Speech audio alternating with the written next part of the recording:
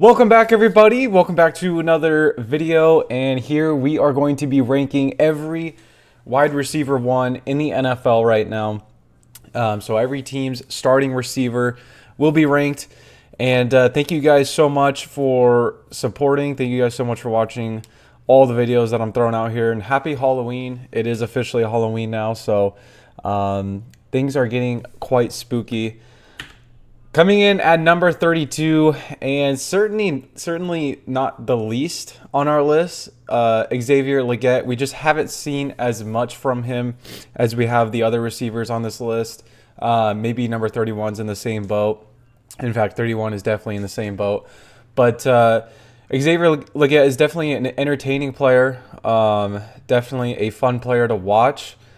Just like I said, he is the newest wide receiver one on this list with the recent Deontay Johnson trade. So we'll have to see how he does as a wide receiver one.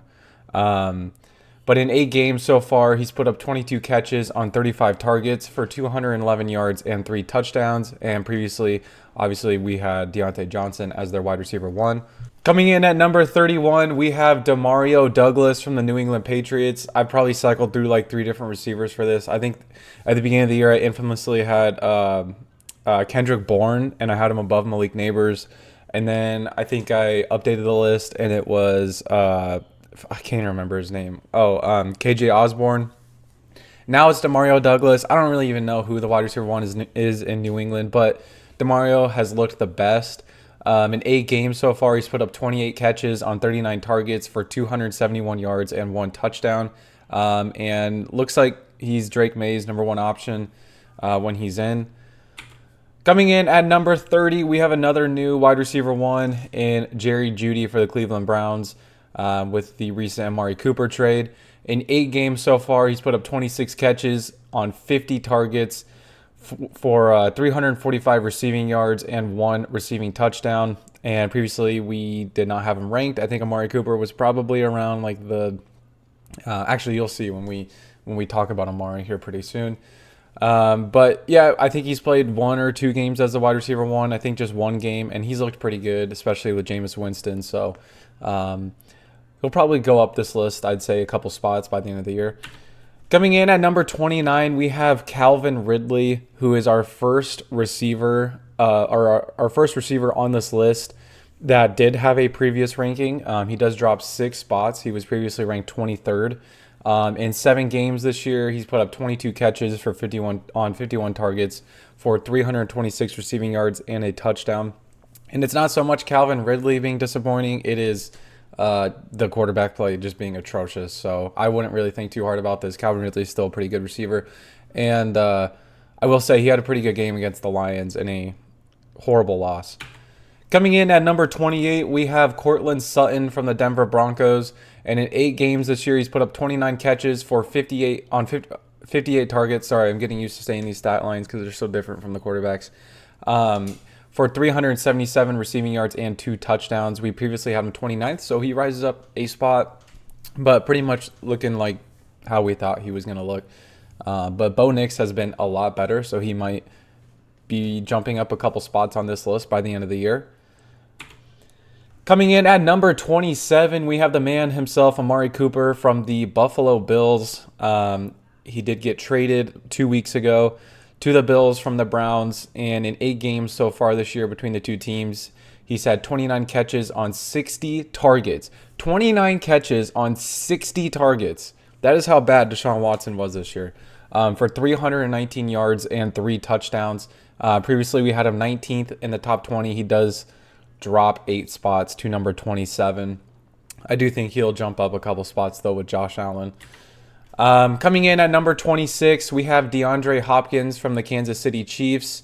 And in 7 games with the Titans, and I guess 1 game with the Chiefs, he's put up 17 catches on 24 targets for 202 yards and 1 touchdown. We did not have him ranked previously because we had Calvin Ridley as the wide receiver one in Tennessee. But yeah, he's played a game with the Chiefs against the Raiders on Sunday, so haven't really seen too much of a sample size on how he's going to look on the Chiefs, but another receiver that could jump up a couple spots here. Coming in at number 25, a receiver that might just keep dropping on this list, Michael Pittman Jr. from the Indianapolis Colts. In 8 games this year, he's put up 29 catches for 53 targets, 352 receiving yards, and 2 touchdowns. We previously had him 18th on this list. He has dropped 7 spots to number 25. Joe Flacco will probably give him better play. I just think Josh Downs is breaking out and having a much better year than Michael Pittman is. He's still listed as their wide receiver 1, though. I did check. But yeah, Anthony Richardson has been pretty bad, so it hasn't really helped Michael Pittman. Coming in at number 24, we have another receiver that I checked. He's still listed as a wide receiver 1, but Brian Thomas is definitely the better receiver. We have Christian Kirk from the Jacksonville Jaguars, who actually has jumped up a couple spots here. He was 27th at the beginning of the year. Now he is 24th. But in 8 games so far, he's put up 27 catches on 47 targets for 379 yards and just 1 touchdown. But yeah, he hasn't been too bad. I definitely would say that Brian Thomas will 100% be the locked and loaded wide receiver 1 next year. Coming in at number 23, we have DJ Moore from the Chicago Bears, who's kind of having a quiet year. In 7 games, he's put up 33 catches on 51 targets for 341 yards and 3 touchdowns. We did have him 15th, so kind of the middle of the pack here, but he does drop 8 spots to number 23. Just a lot of target competition in Chicago, even though DJ Moore has had a lot of targets. Like 51 is a lot halfway through the year, so it's just more, I guess, quarterback play, especially in the beginning of the year.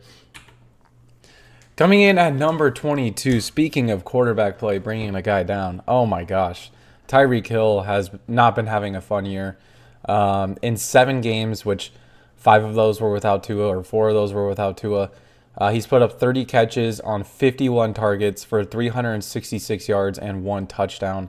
Yeah, it's been bad. It's been really bad in Miami. With Tua gone, hopefully he's back and he's playing like he used to, because Tyreek Hill and Jalen Waddle have been dealing with the consequences. We did have him 5th in our top 5. He dropped 17 spots, 100% our biggest faller, to number 22. But I expect him to jump right back up with Tua coming back in. Coming in at number 21, we have Marvin Harrison Jr. from the Arizona Cardinals.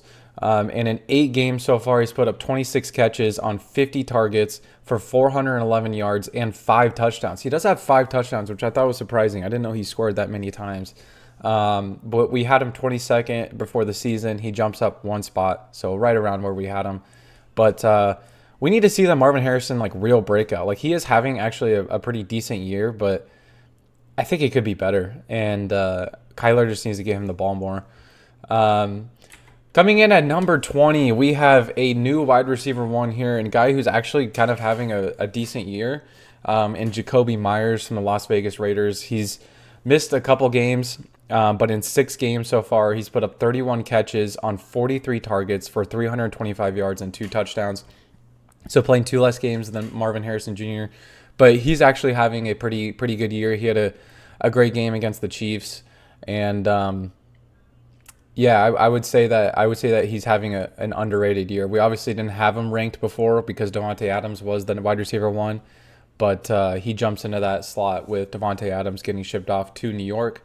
Let me know if this is too aggressive. Number 20 for Jacoby Myers. I don't know. I just think looking at the numbers, he's been a very efficient receiver, especially with really bad quarterback play. 31 catches on 43 targets. That's pretty damn good when you have Gardner Minshew and Aiden O'Connell as your quarterback. So let me know if this is too aggressive.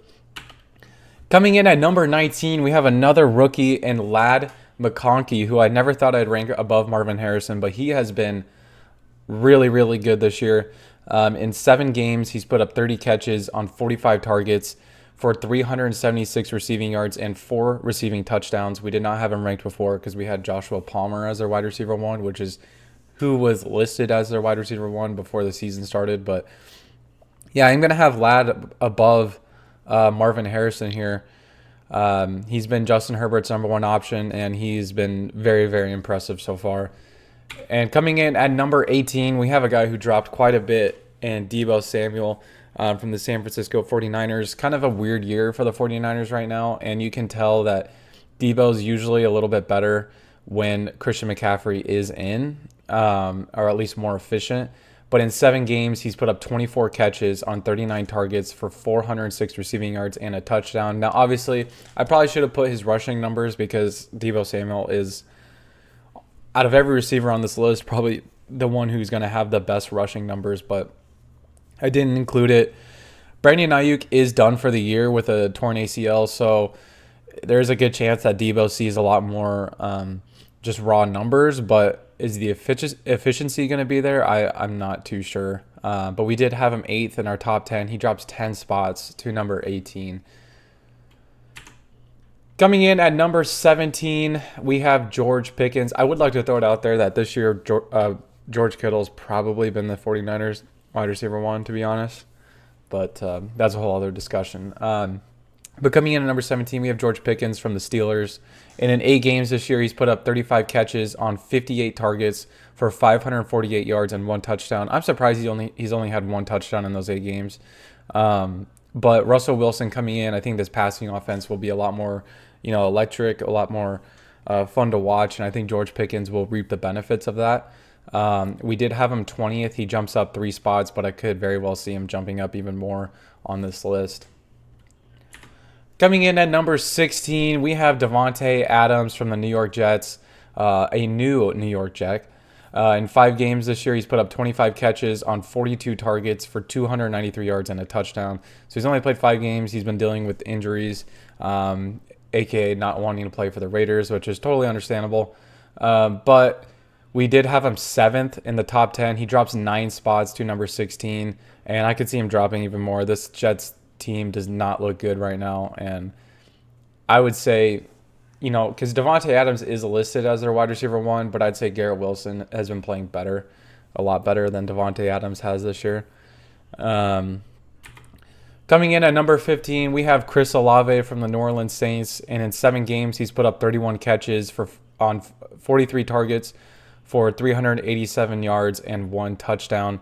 Yeah, it's been a little bit disappointing for Chris Olave in New Orleans, especially with no Derek Carr. Hasn't been looking good. Rashid Shaheed is out for the year, so he pretty much is their locked and loaded number 1 target. We did have him 14th. He only drops 1 spot, so surprisingly, he's where we thought he was going to be.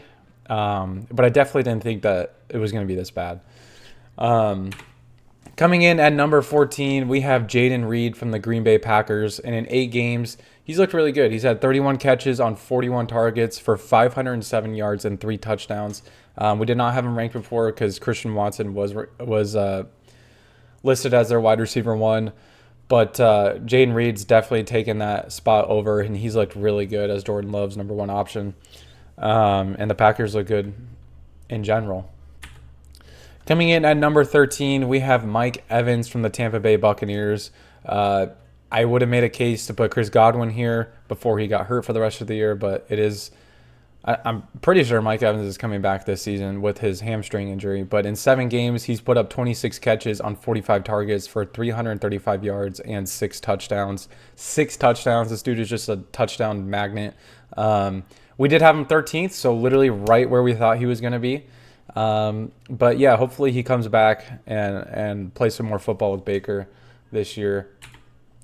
Coming in at number 12, I'm still going to have Zay Flowers as the wide receiver 1. I don't think Deontay Johnson is better. Zay Flowers has been having a really good year. And in 8 games, he's put up 41 catches on 61 targets for 527 yards and 1 touchdown. Once again, surprised that he's only had 1 touchdown, but Lamar does like to spread the ball to, his tight ends and different receivers when he is in the red zone. So I guess it's not as surprising. But we did have him 17th. He rises up 5 spots to number 12 and is having a pretty damn good year. Coming in at number 11, we have DK Metcalf from the Seattle Seahawks. And in 7 games this year, he's put up 35 catches on 61 targets for 568 yards and 3 touchdowns. Definitely reaping the benefits of Geno Smith just slinging the ball every single game, like 30 or 40 times. DK Metcalf as his number 1 option is definitely benefiting from that. We did have him 12th in our preseason rankings. He jumps up just 1 spot, so pretty much right where we had him. These past couple guys are kind of where we predicted them, which is kind of cool to see. Coming in at number 10, a guy that we did not predict right and is having an amazing year with Jaden Daniels. We have Terry McLaurin from the Washington Commanders, and in 8 games this year, he's put up 40 catches on 57 targets for 579 yards and 4 touchdowns. We previously had him 21st. He jumps up 11 spots to start off our top 10. Yeah, this is the year we've been wanting to see from Terry McLaurin, and finally he has a competent quarterback. So love to see it. The guy's extremely talented, and the Commanders are looking really, really good right now. Coming in at number 9, oh man. Can we just get a moment of silence for my preseason rankings and how cooked they were? Because we just went through like 4 or 5 guys that I predicted right. And now we get to Malik Neighbors, who I owe an apology to. I mean, I said this in the quarterback rankings we did 4 weeks ago with Jaden Daniels. I put him 32nd. And he jumped up actually to the same exact spot, 23 spots to number 9. And I said I owe him an apology. I owe this guy an apology times 2. Because I put him below Kendrick Bourne. What the fuck is wrong with me, man? I am so sorry. Malik Neighbors is him. He is Himothy. He will probably rise up this list even more the next time I make these rankings. But in 6 games, he's put up 46 catches on 73 targets. 73 targets. That's ridiculous. 73 targets in 6 games. Like, that would be insane for a player who's played 8 games, who's played their full 8 games so far this season. But no, this dude's played 6 games, and he already has 73 targets. Daniel Jones is saying, please, Malik Neighbors, save my job, save my career. But yeah, 46 catches for 73 targets, 498 yards, and 3 touchdowns.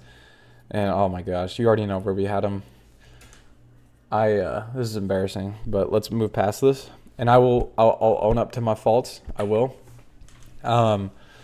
Coming in at number 8, we have Cooper Kupp, a guy who just came back. Hasn't really been playing this year from the Los Angeles Rams, but he's looked good when he has been playing. In 3 games, he's put up 23 catches on 35 targets for 198 yards and 2 touchdowns. And we did have him 11th. He cracks our top 10 at number 8, rising up 3 spots. But yeah, Cooper Kupp finally just came back against Minnesota with Puka as well and looked really good. He looked really good when Puka was out. Looked like the prime Cooper Kupp we all know and love, but just got to stay healthy. Coming in at number 7, we have a guy who is breaking out this year, and I love to see it. Love to see it. We drafted so much Drake London in fantasy this year. This was like, out of all breakout candidates for this season at the beginning of the year, this was my main breakout candidate. This was the guy I thought was going to break out the most. So we love to see this. We love to see him being in the top 10. But in 8 games so far this year, he's put up 48 catches on 68 targets for 525 yards and 5 touchdowns.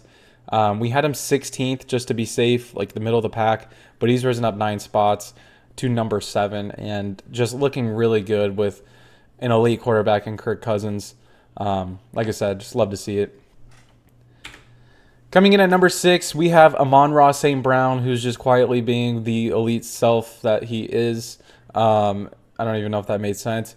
From the Detroit Lions, but in 7 games, he's put up 41 catches on 52 targets for 408 yards and 5 touchdowns. We previously had him 6th, so he stays right where he's at. Like I said, quietly being, as good as he normally is. So no one's really talking about it, and the Lions are looking amazing. Coming in at number 5, we have the guy who was number 1 on our list at the beginning of the year. He drops 4 spots to number 5, and really all this comes down to is just the Cowboys not being good. CeeDee Lamb in 7 games, he's put up 45 catches on 72 targets for 613 receiving yards and 4 touchdowns. He's pretty much been the Cowboys' only good skill player at this point, with Dak being as bad as he has been. He's pretty much the Cowboys' only good offensive player right now. But it does bring him down a bit because the other 4 receivers have just been having a better year, simply put. And I'm excited for you guys, honestly, to see who I put number 1, because I do not think it's going to be who you think I'm going to put. But yeah, let's hop into this top 5. Let's finish off this top 5. Coming in at number 4, we have Justin Jefferson from the Minnesota Vikings. And in 7 games this year, he's put up 41 catches on 60 targets for 646 yards and 5 touchdowns. We did have him second on this list. He drops 2 spots. But like CeeDee Lamb, it's just the other guys having a better year. These top 5 receivers are so close that Justin Jefferson, CeeDee Lamb, they're both being their elite self. They just, like I said, other guys have been breaking out a little bit more. But the Vikings have obviously looked good. Sam Darnold looks good. So good looks for Justin Jefferson here. And then coming in at number 3, we have a guy who, unfortunately, we didn't rank in the preseason because Stephon Diggs was listed as their wide receiver 1, which sucks because it'd be awesome to see how far he's jumped up. Even though he had a breakout year last year, this dude was on an unreal pace before he got hurt and put on IR.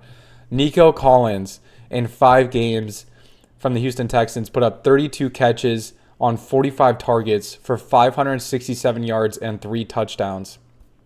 That's in 5 games. So if we're looking at this, a lot of these receivers on this list have already played 8 games. The Texans have already played 8 games. If this dude played 8 games, he'd be at like 800 and something yards, which is just ridiculous. He would probably be number 1 on this list. But yeah, the hamstring injury, it freaking sucks. He scored it on a touchdown too, which is so annoying. But Nico Collins having a breakout year, and he is definitely within the top 3. Could even be number 1 by the end of the year, especially with Stephon Diggs out for the rest of the year. This dude's just going to feast. But let's move on to number 2, Jamar Chase, who is also kind of quietly having a really, really good year. I think the contract stuff has kind of overshadowed it, but Joe Burrow's looked really good, and Jamar Chase is a big reason behind that. In 8 games, he's put up 48 catches on 59 targets for 674 yards and 7 touchdowns. 7 touchdowns. Like, this dude's having a pretty damn good year. But like I said, I think the contract stuff, I think the Bengals just being really disappointing. I think it's kind of overshadowed it, but he's definitely having a career year. And we did have him 3rd at the beginning of the year. He jumps up 1 spot to number 2. And if you guys can use the process of elimination, you know who I'm putting at number 1. But this dude, in the games he's played this year, has just looked so good. And like I said, I think this top 5, it's wide open. But the guy I have at number 1 is going to be A.J. Brown from the Philadelphia Eagles. In 4 games, he's put up 21 catches on 30 targets for 408 yards and 3 touchdowns. He's made Jalen Hurts look really good this year. He's a big reason why Jalen Hurts has improved the past 4 games. He has been very, very good this season. And previously we had him 4th. He does jump up 3 spots to number 1. And I think it's going to be a close race between the top 3 guys, A.J. Brown, Jamar Chase, and Nico Collins. But I could see one of those guys being number 1 by the end of the year. That's probably by the time, around the time I will do another one of these rankings for the receivers to see how they jumped from preseason to midseason to the end of the year. But I appreciate you guys watching. Thank you guys so much. Subscribe if you guys haven't already. Like the video. It's a lot of fun making these position rankings and doing the research. But let me know who you guys think I'm too high on. Would you guys have A.J. Brown as your number 1 receiver this year? Or would it be Nico Collins? Or would it be Jamar Chase? Let me know in the comments. Who am I too low on? Is Jacoby Myers above Marvin a little bit too aggressive? Just let me know. I appreciate you guys watching. And we will see you guys next week for our episode number 27 of our podcast. But thank you guys. Have a great day. And happy Halloween.